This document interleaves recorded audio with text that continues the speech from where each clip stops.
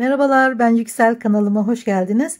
Bu videoda çok güzel ama çok da basit bir büstiyer anlatmaya çalışacağım.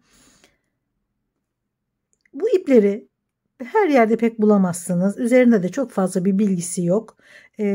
Daha önce denemek için aldım, ördüm. Hatta kullandım. Ne renklerinde solma oldu, ne deforme oldu. O yüzden kullanmaya ve örmeye devam ediyorum. Güzel ipler. Tabii ki bunları illaki bu marka olması şart değil. Merserize, pamuklu, herhangi yazlık iplerle örebilirsiniz. Elinizde ince ipler vardır. Onları da çift kat yaparak örebilirsiniz. Çok fazla iplik arayışına da girmenize gerek yok. Yaz için kullandığımız herhangi bir marka işimizi görür. Tığ 3,5 milim. Göğüs çevresi 84. Öreceğim kişiye göre yapıyorum. Ve eni 20 santim olan bir örgü öreceğim. Bu tabii ki sizin kendi ölçülerinize göre değişebilir. İp numarası, yani ipin kalınlık numarası değişebilir. Tığ numarası değişebilir. Önemli olan örgüyü bedeninize göre örmek. Çekimlerde daha iyi göründüğü için ana renk beyaz yapıyorum. Bir ilmek sıkıştırıyorum ve üzerine 41 tane zincir çekiyorum. Bu benim ölçüm tabii ki. Ve bol bol çekiyoruz. Sıkıştırmadan geniş geniş zincirlere çekiyoruz. 41 adet.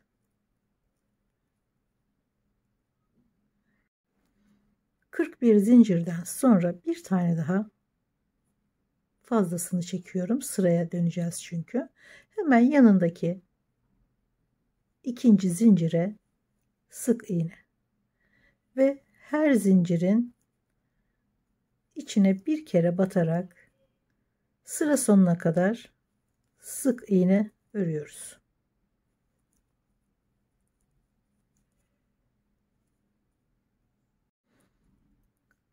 Ve 41.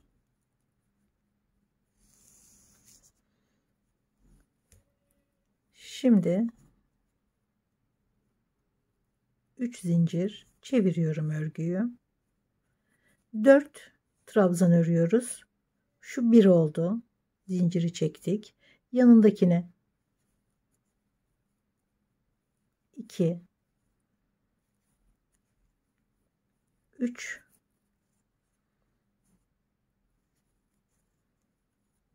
4. Şimdi bir zincir, bir tane atlıyorum, diğerine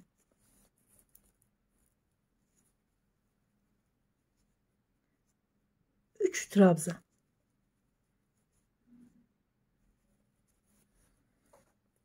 Baştaki trabzan sayısı 4. Sonrakiler 3 tane oluyor. Biterken gene 4 tane öreceğiz. Arada bir zincir atlayacağız. 3 trabzan. Bir zincir atlıyoruz. 3 trabzan. Sırayı bu şekilde tamamlıyorum.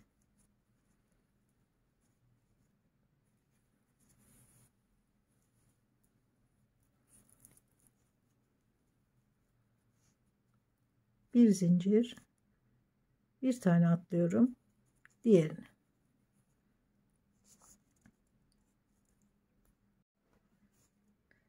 Dört trabzanla başladık, 4 trabzanla bitirdik. 1 2 3 zincir. Şimdi bütün örgüyü olduğu gibi örüyorum.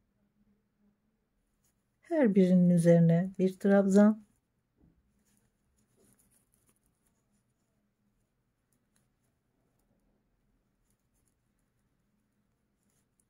bir zincir, bir alt sırada ördüğümüz gibi bu sırayı da aynı şekilde yineliyoruz.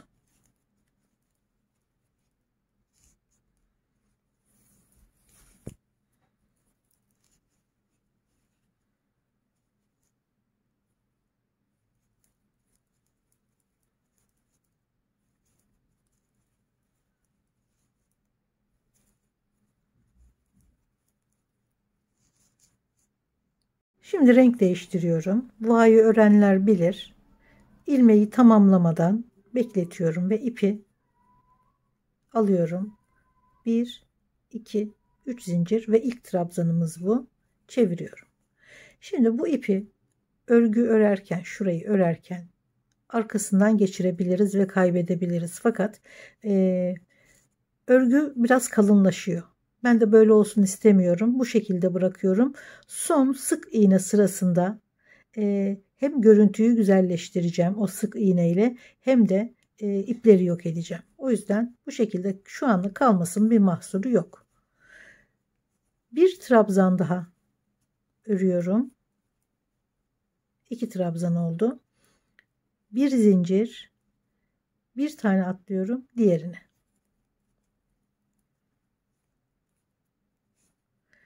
Sonra şuradaki 2 kutucuk üst üste, alttakine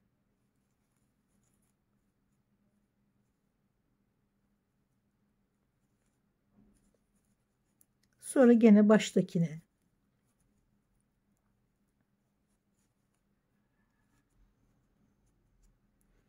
kutucuklar örgünün ortasında kalıyor. Şu trabzan desenlerinin ortasında kalıyor. Şimdi kaydırma yapıyoruz. Bir tane atlıyorum diğerine.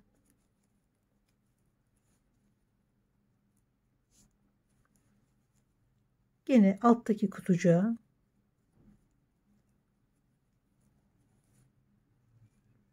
baştaki trabzana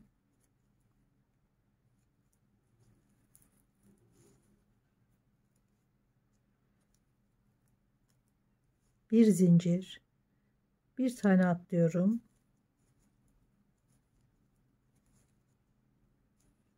Alttaki kutucuğa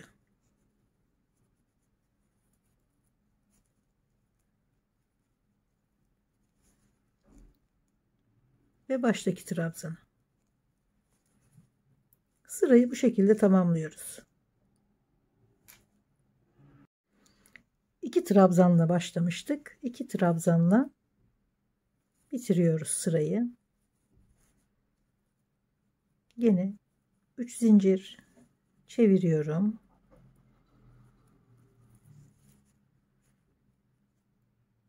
Şimdi olduğu gibi örüyoruz.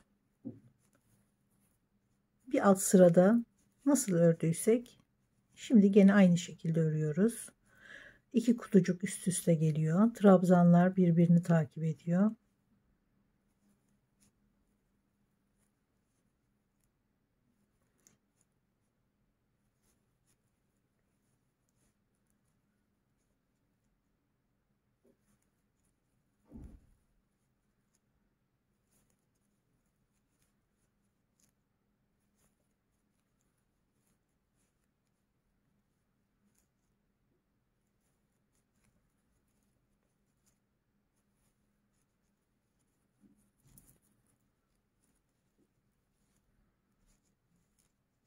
Sırayı bu şekilde tamamlıyoruz. 2 trabzanla başlamıştık. 2 trabzanla bitiriyoruz sırayı. İlmeği tamamlamadan şimdi gene renk değiştiriyoruz. İpi alıyorum. 1, 2, 3 zincir ilk trabzanı örüyorum.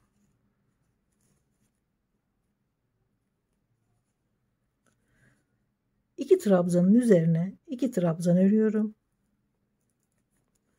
Yanındaki kutucuğa, en alttakine gene bir alt sırada ördüğümüz gibi baştakine bir trabzan,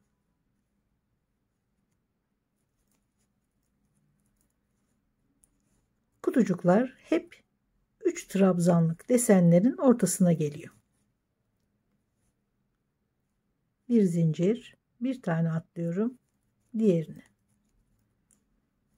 Alttaki kutucuğa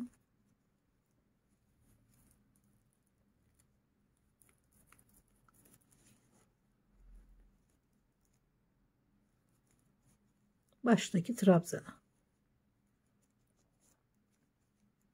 bir zincir,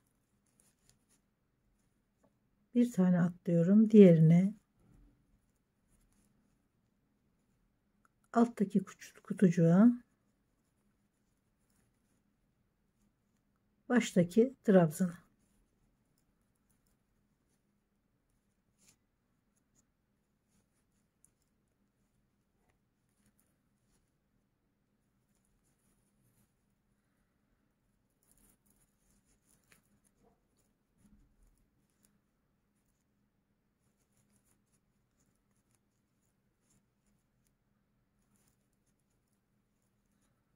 Sırayı bu şekilde bitiriyoruz. 4 trabzanla başlamıştık. 4 trabzanla bitirdim sırayı. Şimdi 3 zincir, bir alt sıradaki gibi olduğu gibi örüyoruz yani. Trabzana trabzan,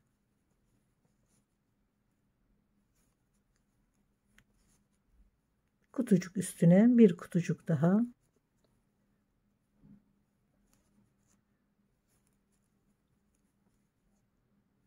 bir alt sırayı yineliyoruz gene. Şimdi görüldüğü gibi 4 trabzan oldu başta. En baştaki sırada aynı şekilde başlamıştı. 4 trabzan, sonra 3 tane devam etmiştik. Sonrasında 2 tane trabzan. Sonraki desende 4 trabzan. Yani 4 2 4 2 4 2, bu şekilde bu kutucukları kaydıra kaydıra deseni oluşturuyoruz. Renk değiştiriyorum.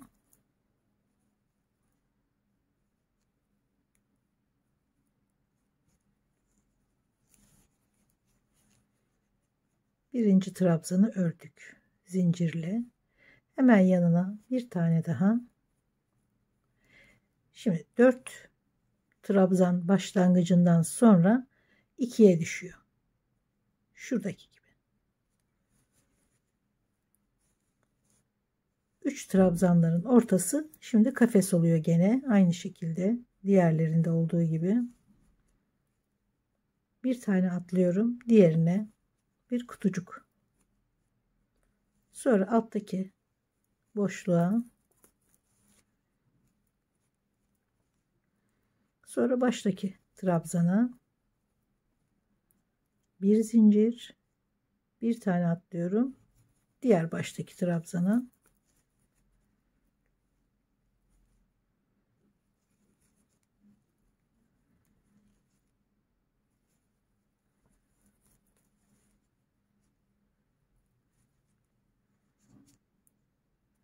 sıralar bu şekilde devam ediyor. Bir 4 trabzan, bir 2 trabzan, bir 4 trabzan, bir 2 trabzan. Her desende kaydıra kaydıra deseni bu şekilde rengarenk oluşturuyoruz. Tabii bunu iki renkle de çok renkle de her şekilde uygulayabiliriz. Şimdi ikinci sırasını örüyorum. Burada ördüğüm gibi trabzan üzerine trabzan, kutucuğun üzerine de bir kutucuk daha.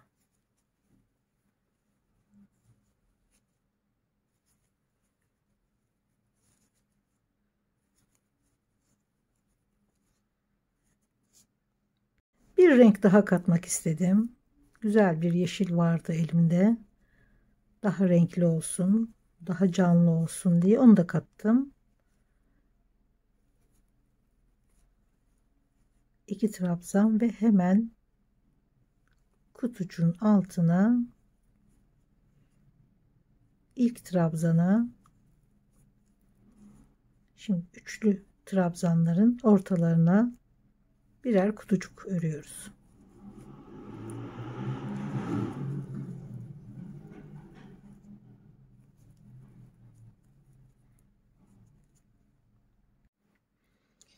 Şimdi beyaz ipe geçiyorum. Desen görünümünü tamamlayacağız burada. Bundan sonra trabzanlarla devam edeceğim ama şu kutucukların boş kalmaması gerekiyor. Ve tekrar kutucuk yapmamamız gerekiyor. O yüzden hiç kutucuk örmeden trabzan örüyorum. Bir alt kutucuğa batarak boş kutucuk bırakmıyorum. Desen devam etmediği için artık 3 trabzanların ortalarına kutucuk yapmıyorum.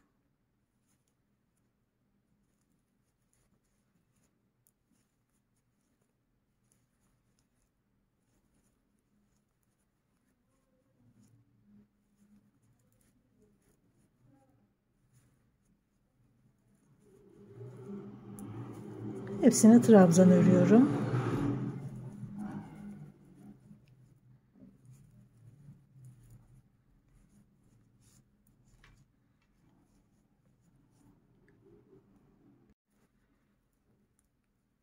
Üç zincir ve her trabzana bir trabzan örerek devam ediyoruz. Bundan sonra göğüs kısmındaki, yani diğer taraftaki desenli şu bölüme gelmeden tamamı beyaz ve trabzanlardan oluşacak. Tabi siz bunu örneğin devamını örerek tamamını bu desenden yapabilirsiniz. O da olabilir. Güzel de olur.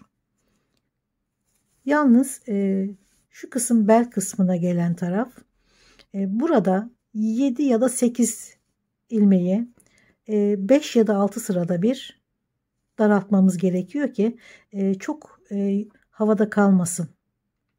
Biraz bele doğru otursun diye biraz ilmek daraltmaları yapacağım buralarda. Şimdi hemen bu sırada başlıyorum, sıra sonunda. Bu 8 trabzanı şimdi yarım trabzan olarak örüyoruz. Bele biraz oturması için. Doluyorum ama bir kere de çıkıyorum.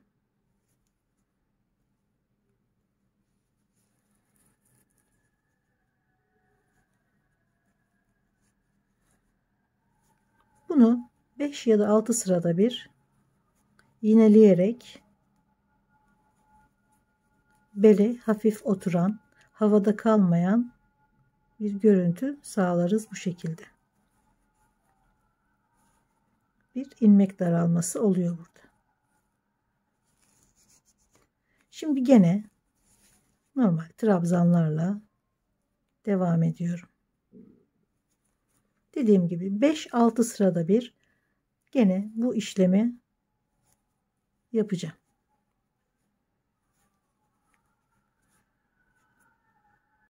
Bu model tam elimizde kalan ipleri değerlendirme modeli. Ne kadar ip varsa hepsini güzel kombinleyerek çok harika modeller yapabilirsiniz. Simli pullu çalışabilirsiniz. Ön kısımlarını tamamını renkli yapabilirsiniz ya da iki renk. Elinizdeki ipleri değerlendirmek için gerçekten güzel bir model. Şurada başladım. Renkli devam ettim. Sonra beyazla bedeni ördükten sonra yeterli uzunluğa kadar burada en son kullandığım ipi en başta taktım. Çünkü bu görüntüyü yakalamamız gerekiyor. Sonrasında renkleri devam ederek örgüyü bitirdim. Burada renk geçişleri yapmıştık. Renkleri, ipleri burada takmıştık. Sık iğne geçeceğim dedim ama denedim, güzel olmadı. Hiç hoşuma gitmedi görüntüsü. Söktüm ve bağladığım ipleri içinden, bakın hiçbir şekilde görünmüyor. Ne ip geçişleri ne ipin kendisi asla gözükmüyor. Gayet güzel, tertemiz bir görüntü oldu. Yani bu kısmıyla bu kısım arasında hemen hemen hiç fark yok. Sonra düğmelerini diktim. Tabi isterseniz karşılıklı biritler yapabilirsiniz, çıt çıtlar yapabilirsiniz. Sizin zevkinize kalmış. Ben elimdeki düğmelerle bu şekilde bir görüntü olsun istedim. Tamamı bu. Tamamı bu kadar bir model. Dediğim gibi çok renkli, başka renklerle çalışarak ya da düz renklerin şöyle görüldüğü gibi düz renklere az renk kullanarak mesela şortunuzda, eteğinizde olan renkleri bu büstiyerde de kullanarak çok güzel kombinler, kıyafetler ortaya çıkarabilirsiniz. yazında cıvıl cıvıl, tam yaza yakışacak bir model gerçekten. Ben gene çok beğendim. Umarım siz de beğenirsiniz. Gene umarım faydalı videolardan biri olmuştur. Videolarımı beğeniyorsanız ve bundan sonrakileri de izlemek isterseniz beğenmeyi ve abone olmayı lütfen unutmayın. Görüşmek üzere.